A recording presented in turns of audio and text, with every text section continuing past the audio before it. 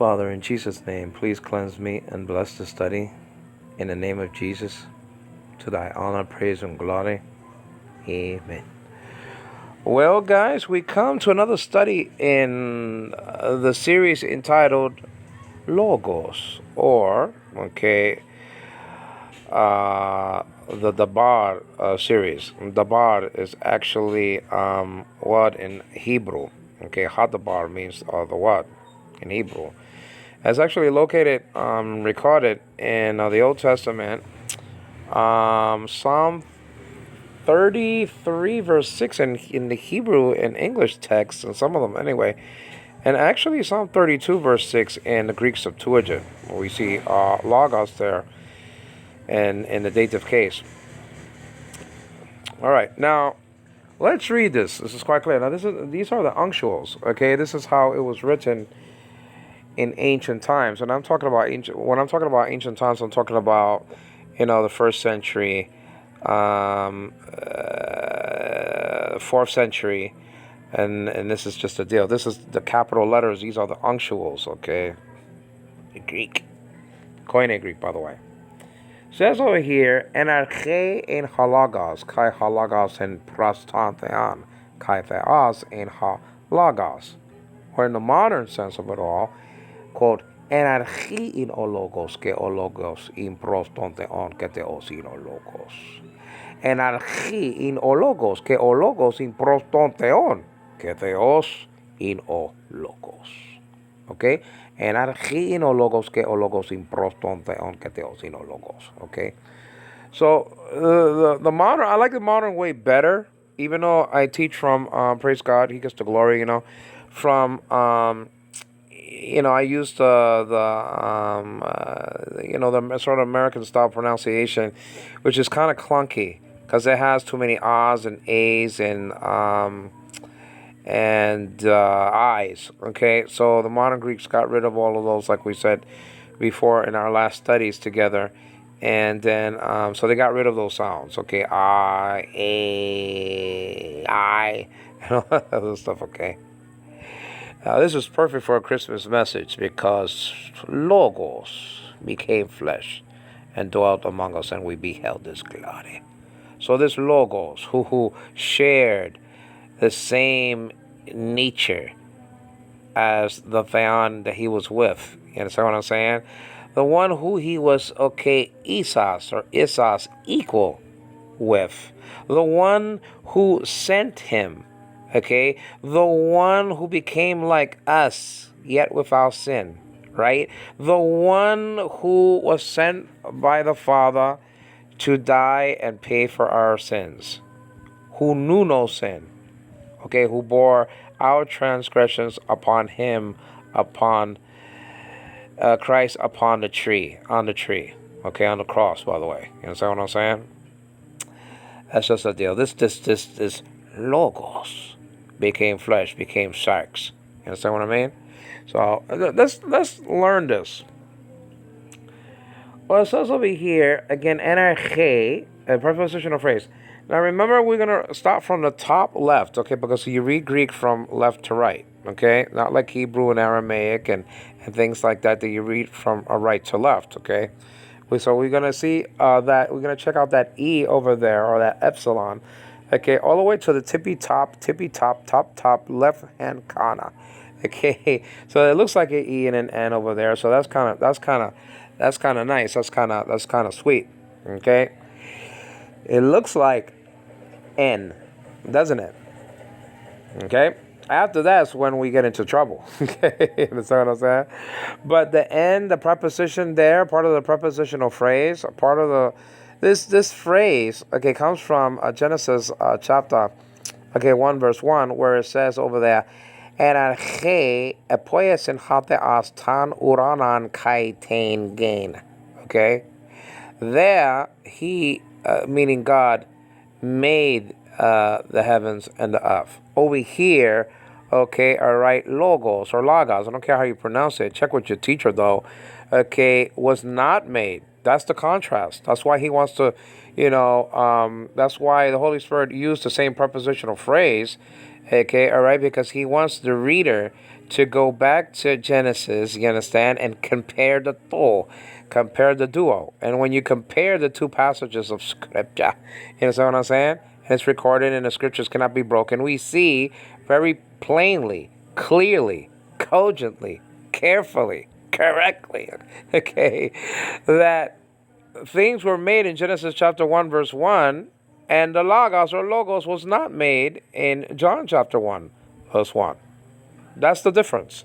Same prepositional phrase, but the words are different, okay, for the most part in John 1 1, even John 1 1a or John 1 1 alpha, whatever you want to call it, the subsistence part of the verse. You understand what I'm saying?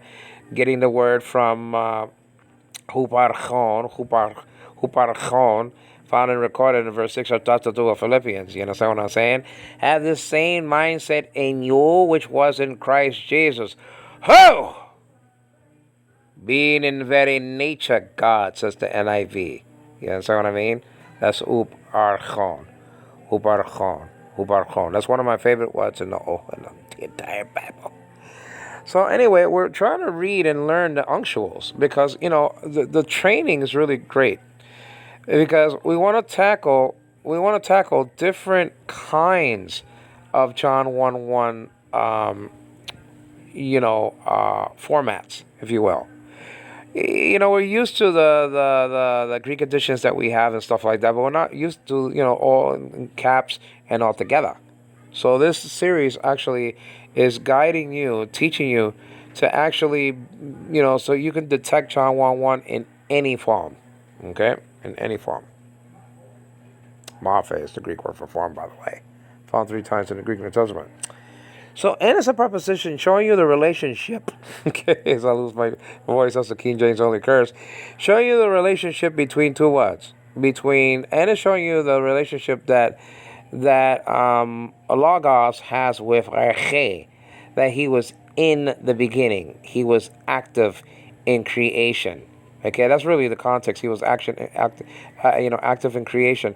But if you want to go back, okay, beyond the circle of the horizon, okay, you understand what I'm saying? And even go back to eternity, and even before eternity, before time itself, okay, you're going to see in this text a portrait of Logos and Theos together, sharing the most intimate personal relationship conceivable. So that's the Greek B, by the way, and Hebrew Pe. So N is, you can tell the E-N is there. Okay, so that's kind of easy. Now, listen, you may say, well, it's kind of hard reading this stuff.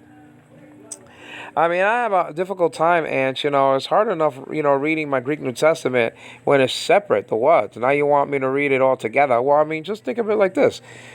Let's say you say to your wife or to your mom, I love you, so and so on. Okay, I'm married, so I could say, I love you, Riza. I love you so very much. Happy birthday, by the way, or whatever the case may be. You understand what I'm saying? So anyway, you put it together. You say I, and then no space, LOVE, and then no space, you, and then no space, okay, SO, and then no space, very, and then no space, much, and then whatever you want to say after that. To an English reader, it's a piece of cake, okay, reading that. Especially the words I love you. You know what I mean? And that's simple. Even if it's together. Even if it's upside down, we can detect it. Even if it's all bunched up together, we can kind of, okay, the I goes over here and the L, okay, OVE, that's okay. The UOY, okay, U, and it's very easy to detect. Okay, so for the Greeks, okay, for the people who know this stuff, it's very easy to detect every single Greek word here. As a matter of fact, every single letter. There's about, maybe 50 or 51 Greek letters, maybe 14 or 15 different Greek letters, and 17 different Greek words in this passage of Scripture. Minus, manuscript L, because manuscript L has an additional word, and that is the article that the witnesses are beefing, whining, and witching and complaining about that it doesn't have, to make Jesus the God. Okay, it has that. Okay, aha in manuscript L, like in Larry. All right, so N is a preposition, one of like 17 small prepositions in the Greek manuals, and this is one of them. Spelled out epsilon and nu or en. But the problem is when you're reading it in small writing. Okay, the N doesn't look like an N in English. Okay, it looks like a English V. That's the problem. Okay, so you have to be careful with that and just say to yourself that there is no V in Biblical Greek. There is no V. Okay, like victory. There's a V in modern Greek. Okay, like in the Hebrew word bevakasha, right? The beta is called vita nowadays. Okay, when I say nowadays, it's a very lazy way of saying modern Greek. Okay, has been around for many, many, many, many, many, many, hundreds of years. Okay. All right. Now, so N is here, and that means N. Now the Hebrews actually, bet.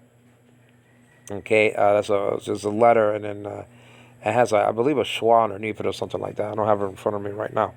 But be is actually tagged right in front of reshit, which means beginning. And there's different pronunciations for the tau in Hebrew. There are different dialects, different strokes for different folks. Sometimes it's an S, sometimes it's a TH sound, and sometimes it's a T sound, like that. It's different pronunciations. Getting back to Greek, excuse me, guys. So this is N, and so that's just a deal. Unctual writing here. Okay, so this is what you're gonna see, like in Sinaiticus or the Sinaiticus or Sinaiticus, or however you want to pronounce that manuscript, Aleph, manuscript, 01 text, and then you're gonna see it in Vaticanus also. Okay, the both of those texts, Vaticanus, or some people pronounce it Vaticanus, is incomplete. It doesn't have the pastoral epistles. Okay, that's where Sinaiticus comes in, into the pool of discussion, because the thing is that it's complete. Okay. All right. So en or n in Greek. Now the n prepositions can take at least one case. The dative case, the genitive case, the accusative case, you know what I mean? So it can take a case, at least one case. Some take two, some take even three. Okay, this takes only one case, the dative case, the case of interest. So, like, if you're looking at your Greek New Testament, the one that you have, like United Bible Societies or the Byzantine Text Farm, those Greek editions, your Textus Receptus, or received text, according to the King James only dudes, and that's a nice way of putting it. By the way, they have Easter, Pascha, is the Greek in the text of Let's watch out the 12 of Praxis of Barcelona, actually apostles. But anyway, and also they have Jesus dying before he went to the cross. Okay, to their chagrin.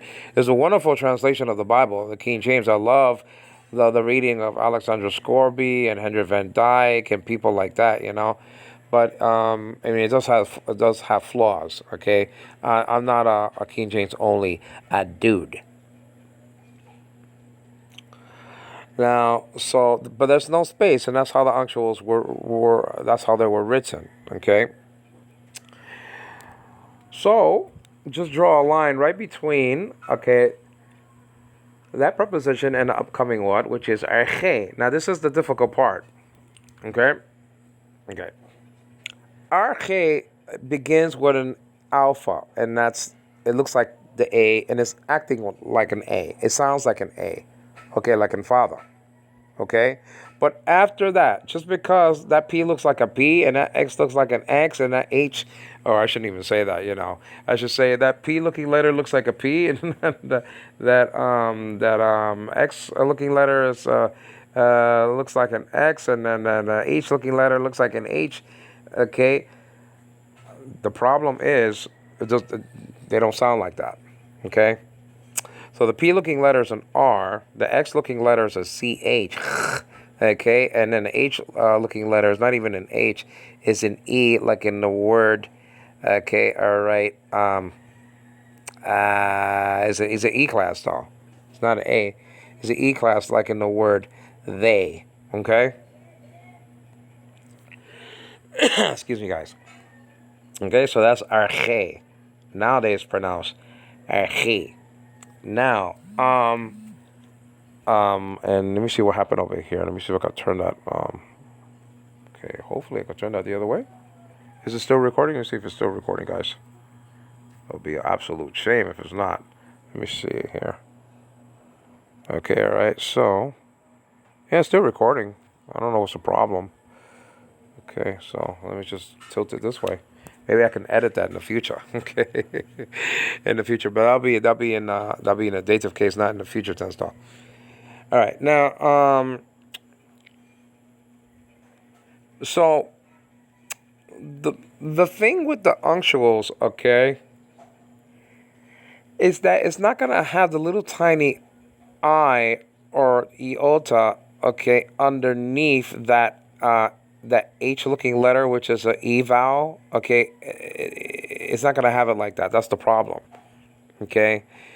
In in our in our in the Greek editions that we have nowadays, like the Tyndale House and I mean, you know, the like the other ones that I mentioned, and even much more, they'll have the iota subscript written underneath the eta, okay, pointing out the dative case. We don't have that here, okay. That's the problem.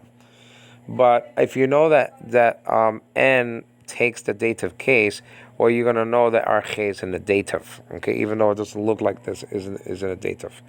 Okay, it just looks like it's in a nominative. I mean, you know, it's just, it doesn't look like in a dative case. But this prepositional phrase is found and recorded, actually. Now, let me see if it's over here. Let me see. No, because no. This is just verse 1. Verse 2 has this prepositional phrase also. Okay, the same was in the beginning with God. Okay, ahutos. The same was in, okay, ein, anarche, prostanteon. The same was in the beginning with God. Okay. And by the way, hutas, okay, I should really pronounce it hutas and not hutos, because hutos sounds like an adverb. You know, hutas, okay, takes the nearest antecedent, okay, logos, and that's kind of proving our point. Those of us who teach that actually the true God is Jesus himself, okay, found and recorded in 1 John chapter 5 verse 20. That's not denying the Father. It could be it's so flexible. It could be either or. But the rule of hutas is that it takes the nearest antecedent, and Jesus is the word Jesus or Christ is the nearest antecedent there in that text, and not the word for God. Okay. All right. Now, so anarche is here. Anarche is in verse 2. Anarche, the prepositional phrase, is found and recorded in verse 15 of chapter 4 of Philippians, and maybe one other time in the Greek New Testament. Again, okay, verse 6 of chapter of Psalm 33 says, by the word of the Lord were the heavens formed, right? And by the breath of his mouth, or by the Spirit. Okay, pneuma is there. Pneumati, actually. By. Okay, pneumati. Proving that you can put by right before, Spirit in your translation of pneumati. And actually the Jehovah's Witnesses have that also. Those who are led by the Spirit of God, by the Spirit of God, they're the sons of God. Well, they have they have that in their text, so they can't complain when we say that it should be translated, okay, that he was raised by the Spirit in verse 19 of chapter 3 of First Petros or Petru, whatever. Petru Alpha.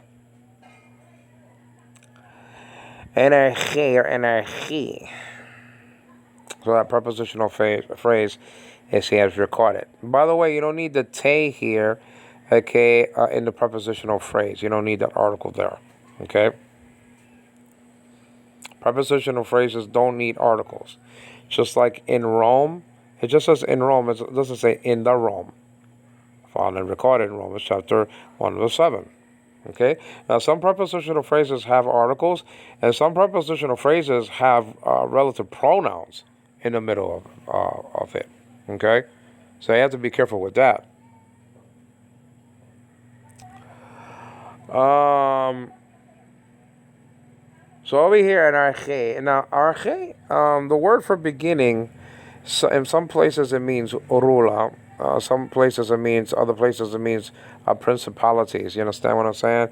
There is a semantic range to arche. Now, the witnesses always like to complain and say, well, it means beginning in Revelation chapter 3, verse 14, but so what? Alpha and Omega is called the beginning anyway. What's the big deal?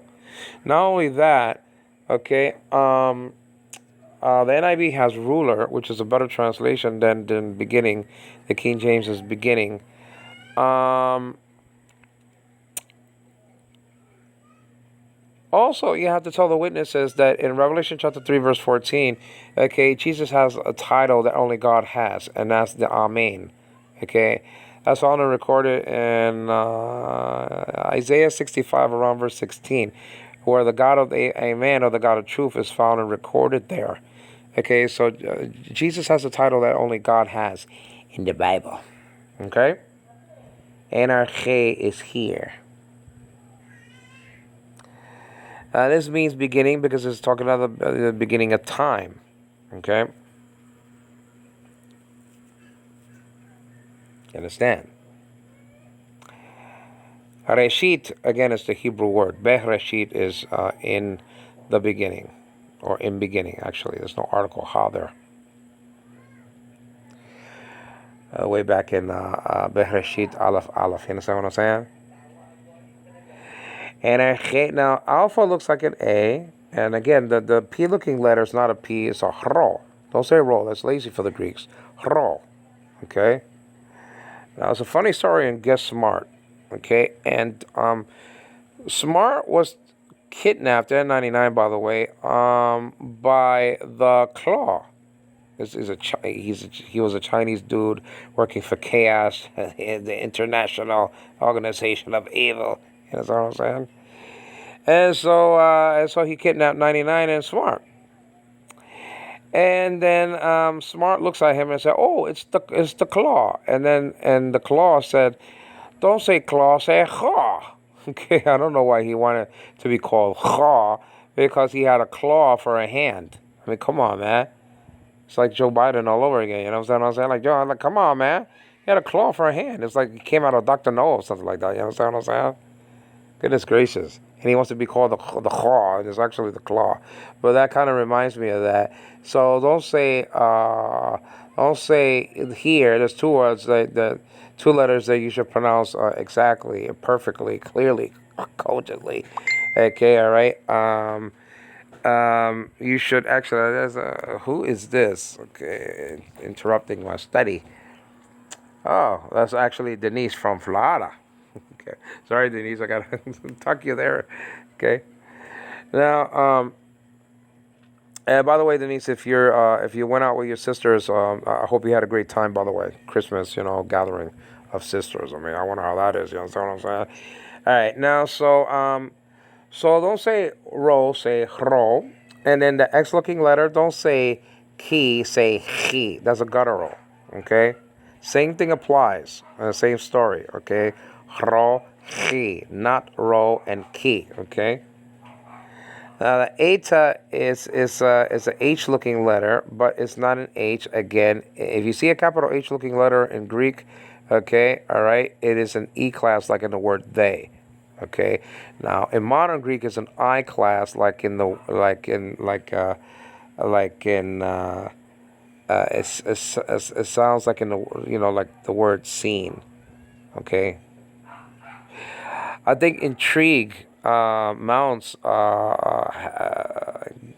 gave us the word intrigue for a great example, okay, of the two eyes, how the eyes sound differently in English.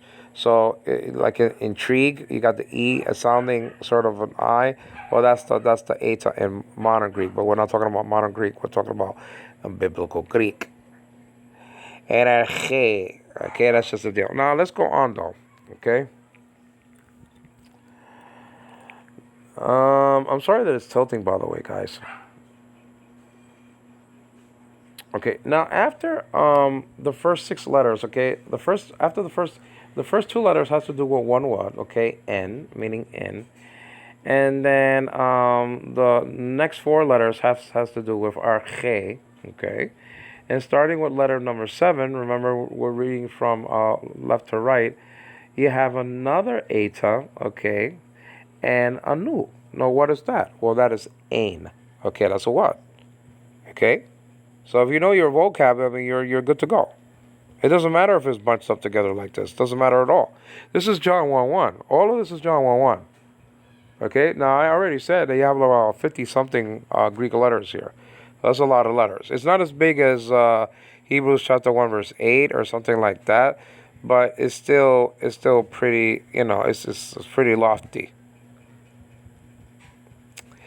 You don't get to the complete alphabet of the Greek alphabet until you hit around verse 22 of chapter 1 of this book, John. You have an ain here. In Hebrew, it's actually haya, okay, which means was there in John 1:1 because of the context, okay? And then Bereshit haya hadabar. Hadabar haya im ha-Elohim wa Elohim, or va Elohim haya hadabar. And I chuckle because I say va and wa in the same sentence and stuff, but anyway. Okay, ain. Okay, so the seventh and eighth letters, okay, is make up one Greek what, and that's ain or was here in this text. Now, was is in the imperfect tense. Let me break down. Ain. Okay. Now, ain, I believe. Okay. I believe that an epsilon lengthens to an eta, right? And then you have your third person. You have your nu as an ending. Okay, so this is an Amy word. So I'm just thinking that the epsilon, okay, became an eta, just like in you know, aorist and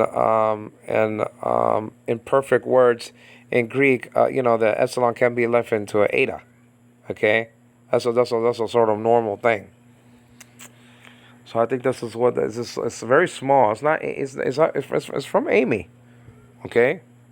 Was is in the third person, by the way. It's in the imperfect tense.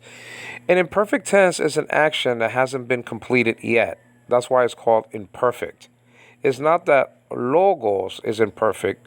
God forbid. That's not what we're talking about. We're talking about that the word is in a particular tense in Greek. Okay. So you have the imperfect tense and the perfect tense, the future tense and the present tense, and then I think I'm skipping a tense, aorist tense. Okay, you have all those tenses in Greek. This is in the imperfect tense. This is a continuous action. It's the aspect of it is linear. It's ongoing. It's an ongoing, incomplete action. Okay, that's why we say that this word, okay, here in this text, is proving the continuous, timeless subsistence of logos or logos, okay? The subsistence. And I already told you, I gave you a word from verse 6 of chapter 2 of Philippians, okay? Hubarchon. Hubarchon means subsisting. It's a Greek participle. Just like labon is taking in the next verse. Okay?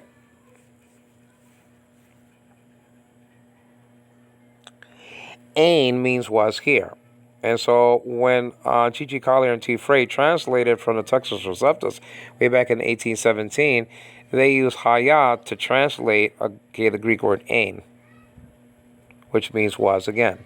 It's in the imperfect tense.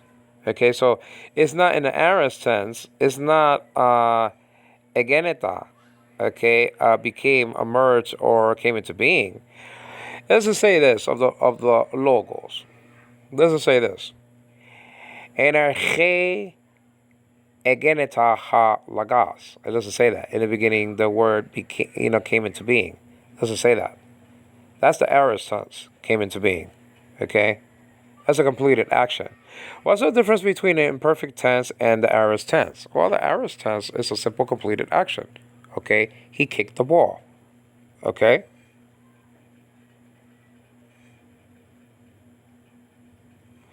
Now, if you say he was, okay, kicking the ball, well, that's a continuous action. Okay? There's no beginning, there's no end. Okay? It's linear, it's ongoing. The aspect is continuous. Okay? It's timeless, it's eternal when it has to do with logos because it's talking about the divine being. Okay? Yes, I know what I mean? So far we have energein, or in modern Greek it'll be in. Okay, the word for was in modern Greek. Again, the spelling, the seventh and eighth letters here are eta and nu. Okay, the nu is called ni nowadays in modern Greek. Okay, eta and nu, according to biblical Greek. It looks like an H and an N, but it's not an H and an N. It's an E and an N.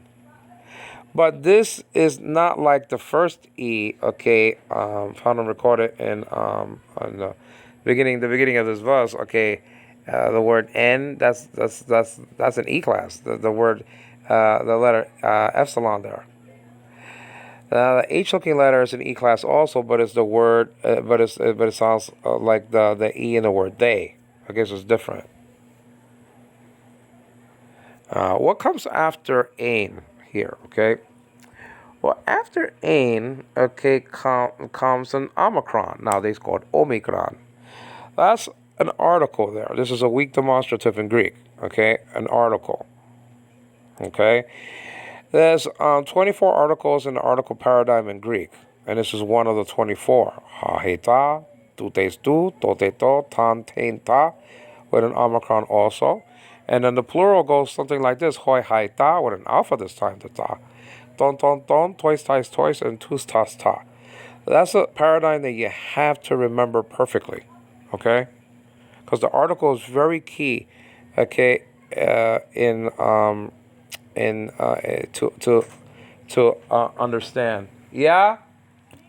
Okay. What else, honey? This is my wife over there. I gotta open up the door. Coming on, my love.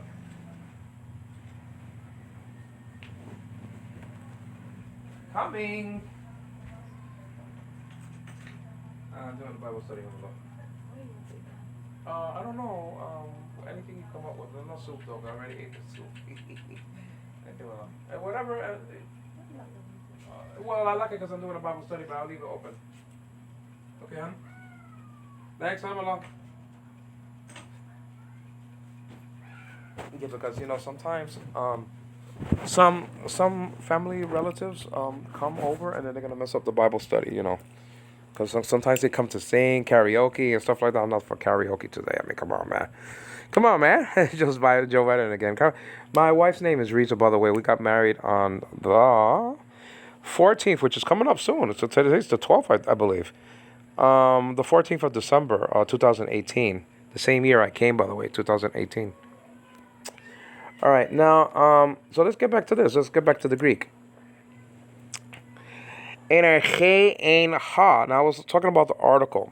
Okay, the article is not what you think it to be in Greek. Okay, it's not the primary function of the article is not to say that something is definite. Okay, that's not true. As a matter of fact, a witness, and I don't want to mention his name because I don't want to be too hard on him because I do love him immensely. Like a part of a family. Even though we cannot be brothers, but spiritual brothers, but he's just a wonderful guy. Even though we don't talk sometimes periodically, you know how it is. Sometimes break off speaking for about a year and then come back like nothing. It's like Gilligan's Island. The cast, the cast and crew, are away for a long time. They come back and it's like they don't miss a beat. But whatever. The article is very important because it doesn't just only tell you that something is definite. An article can be used as a pronoun. That's why I call it a weak demonstrative, by the way. You understand what I'm saying? You could translate it into that one or whatever, and then it could tell you what kind of adjective is present in the text. Okay, whether it's it could be a predicate adjective or a attributive adjective or whatever the case may be. This is a clue. Okay, it could point to a particular case, especially in the name Jesus. Okay, you have Yesu for the dative and genitive. Well, if you have to and you have tu, that's a great help, right? Okay, especially if you don't have the title Cristo or Cristo or Cristo. Okay, you say Cristo, but really that's the pronunciation is lazy as well. So an article, I mean, so anyway, getting back to my friend the JW, he said, well, the nominative case means that something has an article. No, I mean the accusative case means that something has an article, and the nominative case means that something doesn't have an article. I mean, goodness gracious. I mean, I think they had to move from the first tower because they have asbestos or something like that. You understand what I'm saying? From all the old books, novels. You understand what I mean?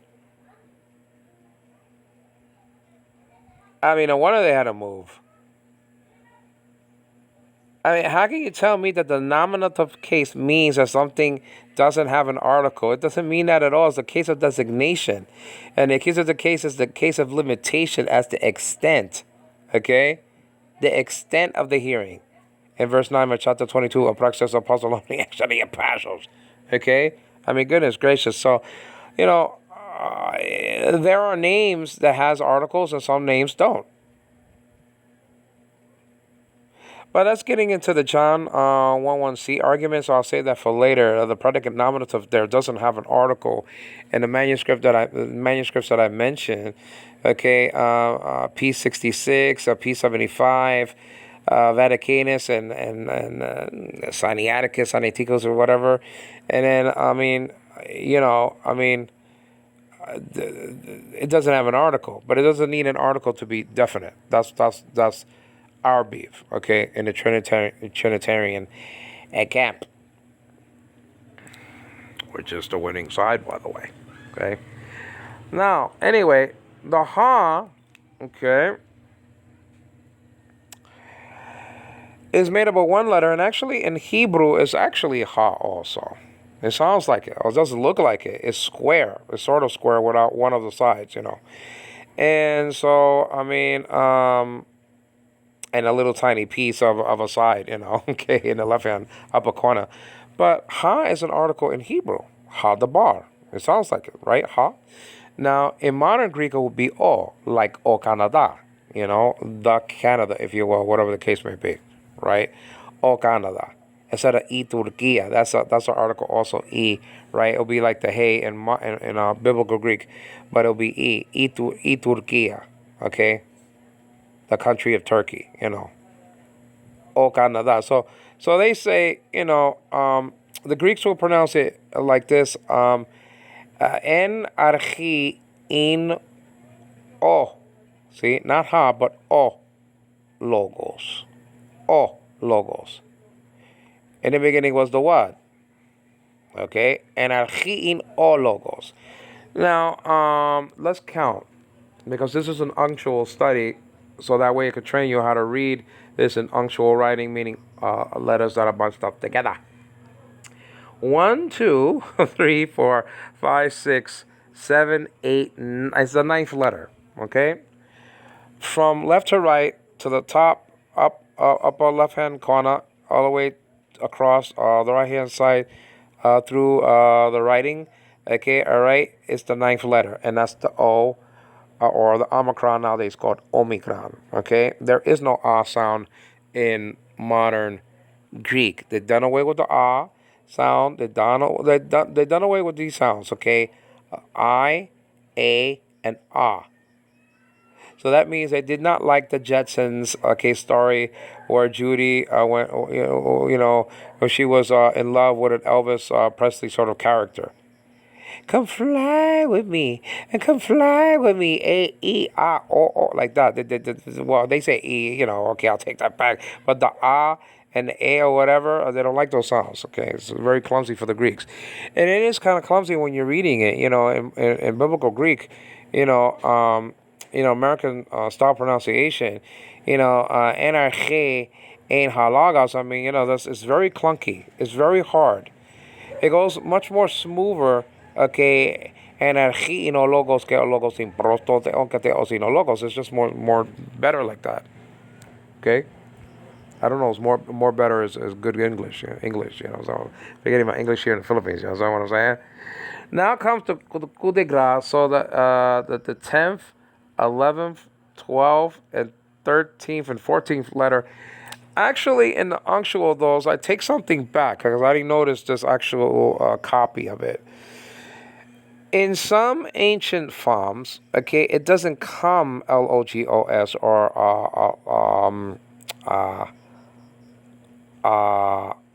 lambda, omicron, gamma, omicron, final sigma. Okay, and the final sigma actually looks like a C.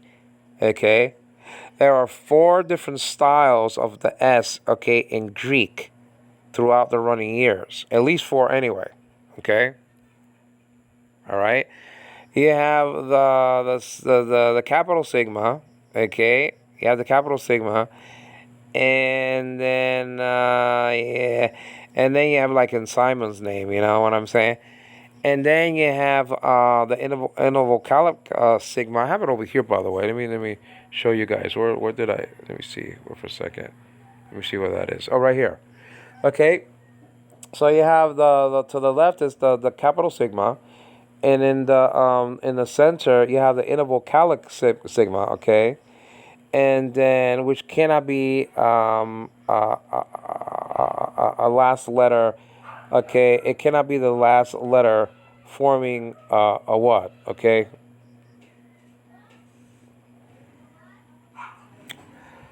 Now, and then you have the final sigma. Now, you have a final letter in Greek. Also, in Hebrew, you have final letters. Okay, sophete letters. You call it sophete letters.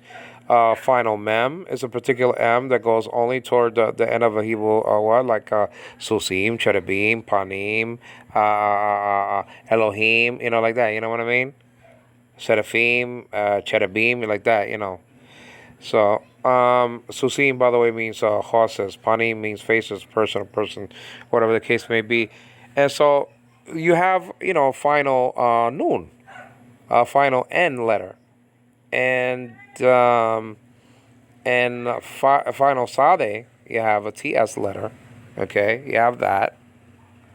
Okay, a final cough, so you have that. Okay, so you have several final letters in Hebrew, and you have at least one in the Greek alphabet. Okay, final sigma. Okay, let's get back to this. Anna, you there? Who's that? Oh, hi, Mary. I'm doing a Bible study, Mary. You have to take that baby out because he's gonna be. Who's that? Anna? Yeah. Okay, so I'm gonna have to. Why you brought her now? Can you turn on the light over there for her? Hi, Anna, my love. That's my daughter, my other child. Hi, Anna, hon. I love you. And the thing is, I said that why you bringing her because she's gonna ruin the study. Cause no. The other one, the other light. Sorry about that, guys. The other light, the kitchen light. Yes. Thank you. Okay. All right. So let me get back to this, guys. Okay. So let's just finish. So, the 4th century text did not have logos like this written out. Okay. They'll have the lambda, and then a sigma that looks like this. It looks like a capital C. Okay. So the sigma at that time looked like a C, like in car. Okay, so don't get fooled by that. There are some actual letters that don't look like capital letters or letters nowadays. Okay, this is one of them. The actual sigma. Okay, it does not look like a sigma nowadays. Like I said, so just be careful with that. Logos appears around 330 times in the Greek New Testament. By the way, arche is found and recorded at least 50 times in the Greek New Testament. I think the number was something like 53 or 55 times, okay, according to Mounds. Mouse's complete expository dictionary of Old and New Testament words. Now, logos is in a nominative case construction. It's the subject of the sentence, okay? All right. So, it's the subject nominative here. It's the subject in all the clauses, all independent clauses. Clause number alpha, or letter alpha, beta, and gamma. Or if you want to say John 1 1, A, B, or C. It's A, B, or C to a lot of folks, okay? So it's in a nominative case construction, and then the sigma is forming the nominative here, okay? Ha logos, or o logos, okay? So that final sigma is telling you what case it's in, just like not in here, but the iota can point to you that arche is in a dative case in your small letter style writing, okay? So you have two cases presented here, okay, in John 1 1 alpha. In fact, you have three cases presented here in this text overall, John 1 1, A, B, and C, okay? You have the dative case, arche, the nominative case, logos, and theos, by the way, in John 1 1 C. And then you have predicate nominative there. And then you have theon, which is in the accusative case construction, okay? Now, this is telling you who subsisted throughout eternity. Who was there actually in the text also means who was there in the beginning creating, okay, things. And you see in John 1 1, or actually John 1 3, that the intermediate agent of creation was logos, actually. Okay? All right. So logos is here in the text, spelled out Logos. And in fact, the Greek Septuagint, like I said before, has logos there in the dative case, though, logo. Don't say logos. That's kind of lazy and wrong. But, it's okay to say logo, okay? Because the thing is, the word logos is in the dative case there in the Greek Septuagint, Psalm 32, verse 6. Okay, by the word of the Lord were the heavens formed. Okay, by the word. That's why it's to, okay, lago there in the Greek Septuagint. Okay, so I guess that's it for today. We looked at 5 words, I believe is here, anarche, and then ain, ha, logos. And you looked at 1, 2, 3, 4, 5, 6, 7, 8, 9, 10, 11, 12, 13, 14 Greek letters in all. Okay, I mean, so you almost have 1/3 of all the letters found here. And that's not, we can't miss, logos and theos because of the Greek trees, okay? The main thing to focus upon, okay, in this text, number one, John 1:1a has to do with the eternal subsistence of logos. So the title can be, okay, if you want to put it a Greek title, huparchon. If you want to give it an English title, meaning John 1:1a, you could say subsistence, okay, subsistence. Now, John 1:1b, or beta, okay, it has to do with intercommunion / relationship, that logos existed, okay, subsisted is even better, okay, with the theon recorded here continuously, timelessly, and eternally also. And John 1:2 points that out, but in reverse.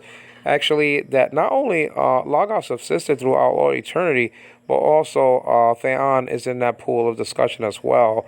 The two being, okay, in the catalog of the deity. And there are only 3 members of the catalog of the deity. Capital D, by the way. Okay? All right. Now, so we can't miss, and this is a thing that we have to be careful with the Greek, that we can't miss logos or theos because of the Greek structure. It's very tempting to get into the Greek, and we have to get into it. But we're learning how to read the stuff in any form. whether in minuscule form or unctual form, and this is unctual, capital letters in Greek, or if we're looking at it in Hebrew, that's nice, but we have to look at the message, and the message is that Logos had no beginning. He was not a creature in any way. He didn't come into being. He wasn't created. It doesn't say over here, Energe epoyes en hate as tan lagan, anywhere here in John 1:1 or John 1:2 or anywhere in the Bible. It doesn't say in the beginning God created the Logos. It doesn't say that here. It doesn't say in the beginning the word came into being, and I already gave you the construction for that. I'm giving you the best case scenarios for Jehovah's Witnesses that are not in the Bible, okay, either in the Old Testament or in the New. It doesn't say, okay, NRK egeneta halagas. In the beginning, the word much or came into being. Understand what I'm saying? It doesn't say in the beginning was the Son, NRK and hahuyas. In the beginning was the angel, NRK and haangelos. In the beginning was Michael. That'll be the cool the crowd for the witnesses. But as Allah's for them is not in the text. It's not here. If it was there, well, we have to say that Jesus, that Michael became Jesus, and then Jesus became Michael, and he was a creature. It doesn't say that in the text. It doesn't say it. So why push it into the text? Why try to stuff, okay, a 5-pound bologna in a 1-pound bag? Okay, you can't do it. You're going to break the bag of theology. And in halagas, okay? So, on the second title is intercommunion/relationship, and the third title, according to John 1:1c, is nature/essence. Okay, those are the titles that I give, okay, for John 1:1a, b, and c. Now, what did we see in the study? Well, we saw the correct way of reading this text, that we can't miss logos or theos because of the Greek construction. But the Greek construction is here for a reason, okay? It's here for a reason. We're not changing anything. You JWs out there saying that we changed the Bible. No, you changed the Bible. You twisted it into your own destruction, okay? Saying a God and in union and all this other cut off and all this hocus pocus and all this stuff. You understand what I'm saying? Okay, treating things like genital relationships and stuff like that. They have to add the word son and Jesus to Mary and stuff like that. You understand what I'm saying? In your English translation, you're always turning something into that was nothing. Okay, that wasn't even in the text in the beginning. Hi, my love. I love you. Are you here, Mare? Mare? Okay. That's good. Okay. But anyway, hi, my love, Anna. Anna Devane is her name, actually, and my baby boy's name is Sean Donnelly, actually, and I got them, those characters, those names from General Hospital. Because Sean means, God is gracious, and then Anna means grace or beautiful, so all I just need is Robert Scorpio, and I can't lose, guys, We can't lose anyway as Trinitarians, God is going to have the last laugh according to Psalm 2. Kiss the Son, lest he be angry and get perish in the way. Okay? That's just the deal. So we learn, that the unctuals are very easy to read if you know your vocab, and it's not that hard. It's just like saying "I love you" all bunched up together, or to a common English reader, okay, a writer. He'll easily read that. Okay. We learn that N is a preposition. We learn that arche is in a dative case, okay, the case of interest. We saw that NRK is found at least 3 or 4 times in the Greek New Testament, also found and recorded in Genesis, designed by the Holy Spirit, okay, who's keeping himself in the background here, because the main focus is on, who we now know as God the Father, who we now know as the Son of God, okay?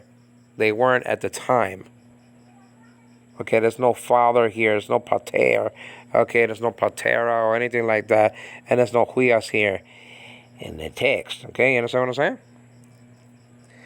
We learned that our che, okay, is formed in a very strange way in Greek for us English speaking people.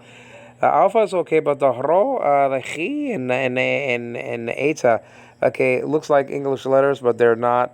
They're not their counterparts. Okay. We learned that the ro is the p looking letter is not a p but a r. We learned that the X looking letter is not an X but a guttural, a CH letter. And the H looking letter is not an H but an E like in the word they. Okay, or che. We saw that the proper translation for this word here is beginning because it's talking about the beginning of time. Okay.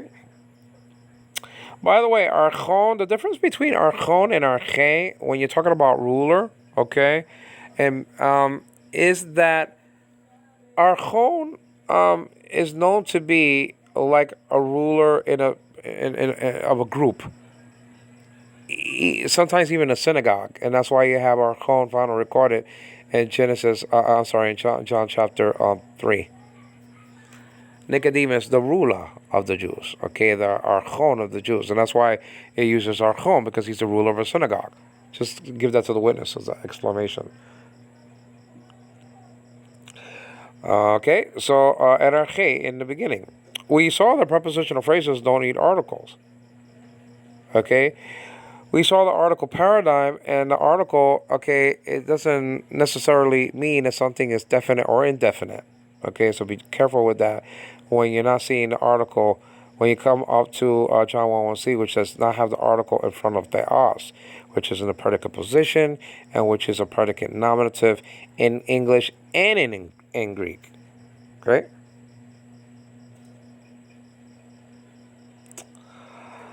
So we saw after that, okay, the seventh and eighth letter makes up one Greek word, ein, which means was here. And it is used to, or actually, haya is used to translate ein into was. Okay, in the Hebrew New Testament, haya is used to translate the Greek word ein. We saw it is in the imperfect tense, one of the tenses in Greek, and that is a continuous action. Okay, it's not the aorist tense; that's a completed action. Okay. Again, we saw in verse 3 is found a couple of times there in the aorist tense, and that's pointing out that something came into being, or something was created. Logos was not created in any way whatsoever. We saw the best case scenarios for Jehovah's Witnesses.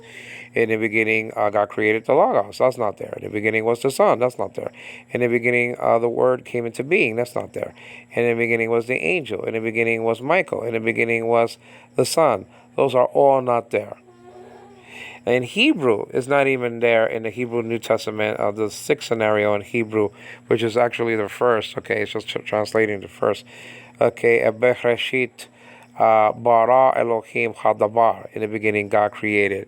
Okay, the what? That's not there in this text in the Hebrew New Testament of any kind, including the 1817 and 1880 edition, which incidentally has Jesus saying "Echech" for himself, found and recorded in John chapter 8, verse 58. Only Jehovah can use that for himself. So according to the 1817 and the 1880 Hebrew New Testament, okay, Jesus is the great Echech.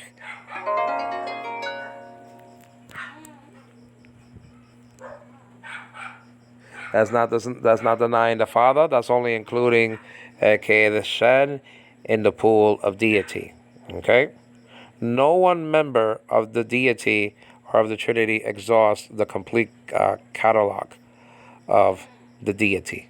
You need all three.